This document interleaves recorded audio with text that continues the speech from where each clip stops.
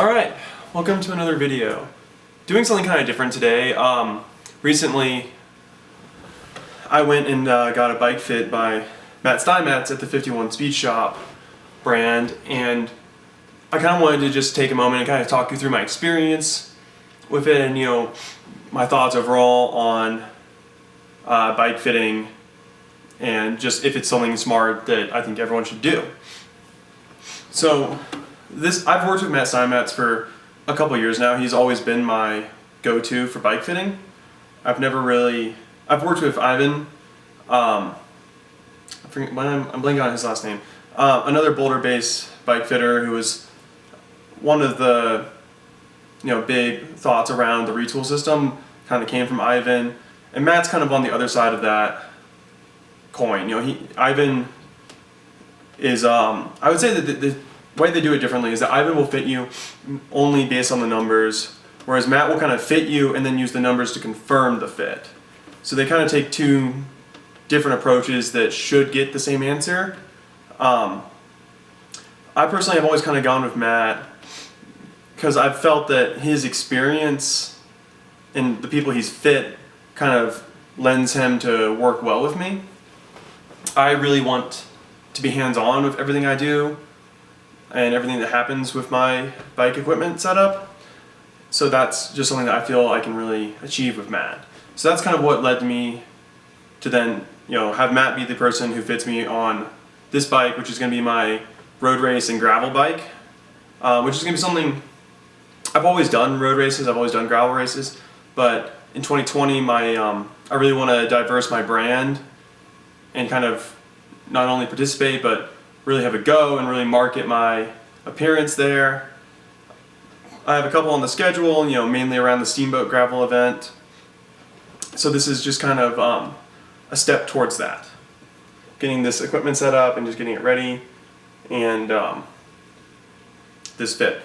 So for me, and I think this is something big that a lot of people need to realize, is that going to a bike fit isn't quite as simple as you just show up and you sit down and then you walk out for a bike fit. You really need to go there with some base of knowledge of what you want, really understand, this is what I want this bike to be fit for me to do this thing.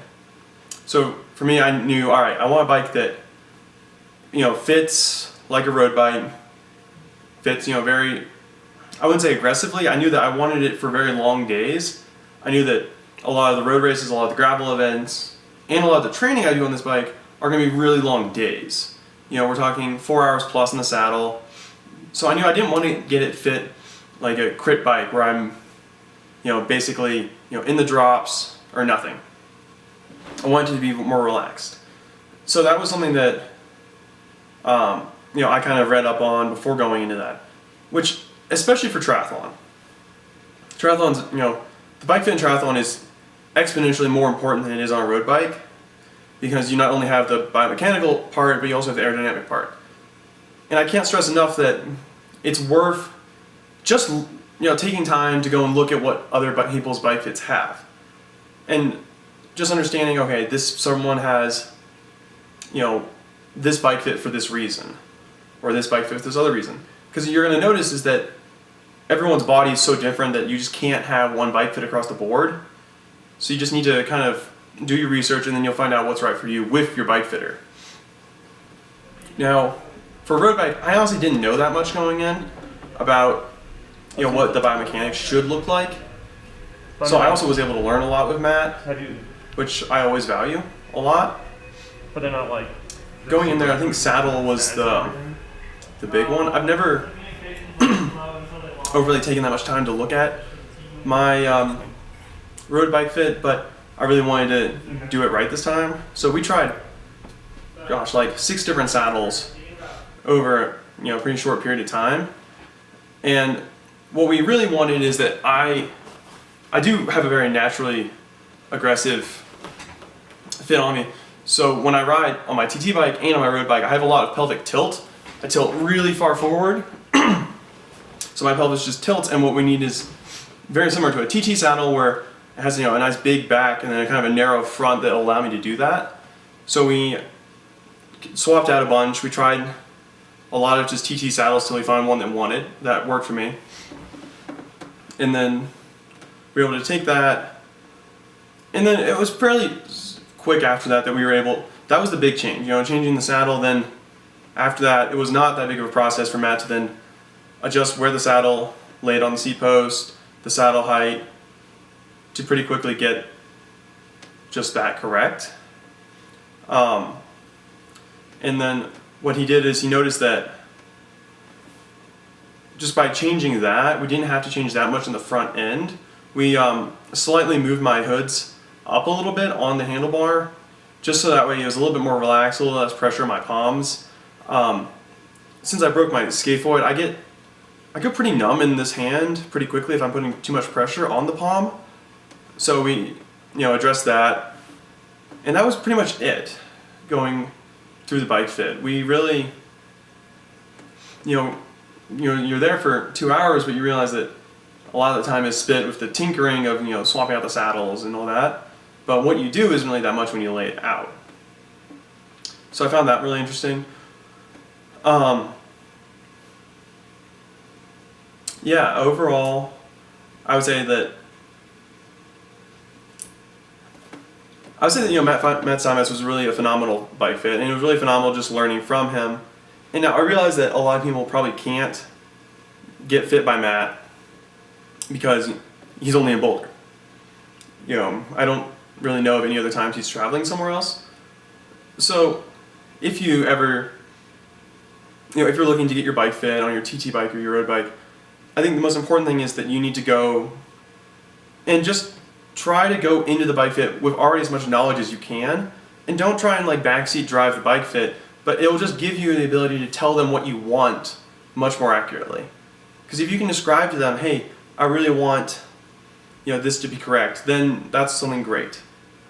And then they'll be able to do it much better. It's like a haircut. If you go there and you just sit down in the chair and say, give me a haircut, God knows what you're going to come out there with. But if you go there and tell them exactly what you want, and then the barber does it, you're going to come out there much happier.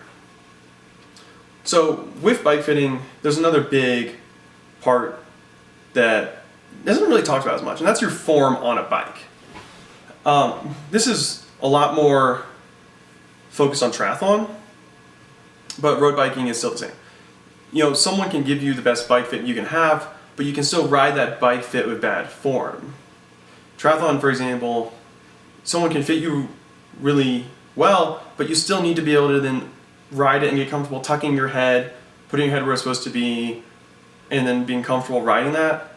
Because you might see someone who has a really low bike fit, but they ride craning their neck as high as they can, which just completely undoes all the benefit you gained, and then causes more stress on you. So after every bike fit, you really need to, I think probably the best way to describe it is a lot of bike fits, they're going to say, all right, now ride your bike fit, just as you would out in the road.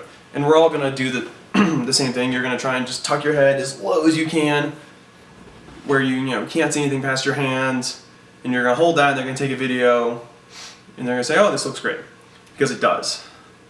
You put your head as low as you could, you held it perfectly, but then most of us don't ever do that in the real world. We don't do it when we're training, and then we can't do it when we're racing.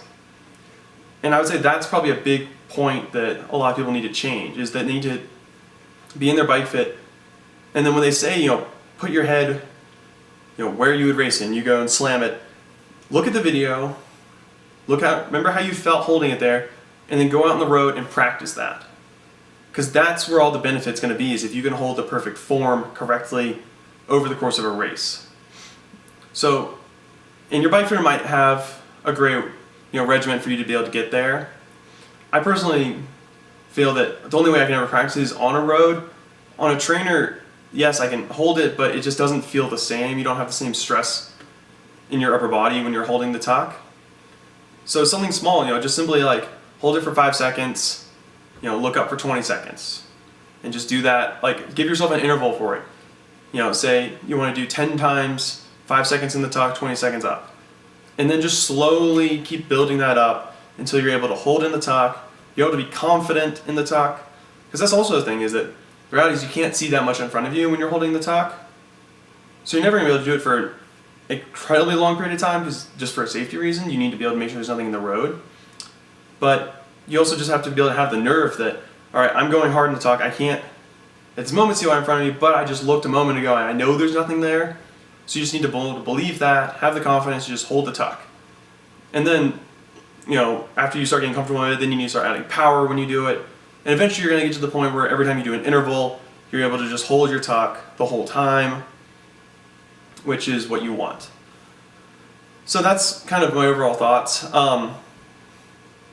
As far as equipment changes went, we only changed my bike saddle on my bike. 51 Speedshop makes some phenomenal just aero bars and base bars and equipment for bike fitting. None of that really mattered since I was fitting a road bike. I do run the 51 Speedshop base bar setup on my TT bike, and I genuinely do like it.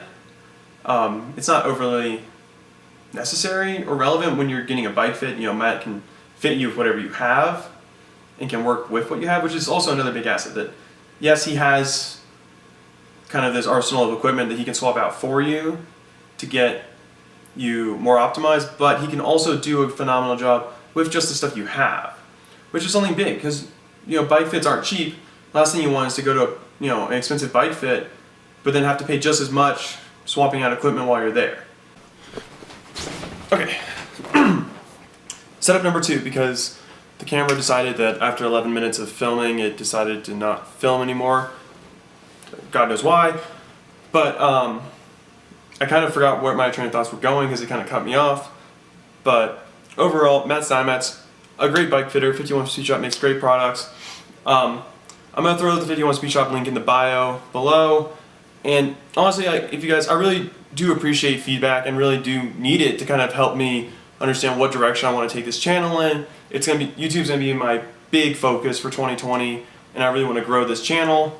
So, go in the comments and just say, hey Chris, I'd rather see more just you describing a workout, more daily vlogs, race breakdowns, anything that you guys really want to see me make on this channel. Just put them in the comments. I'll read them, I'll respond to them, and I just need that feedback. So thank you guys so much. I have some cool videos coming up into the new year that I'm planning on making, and I'll see you in the next one.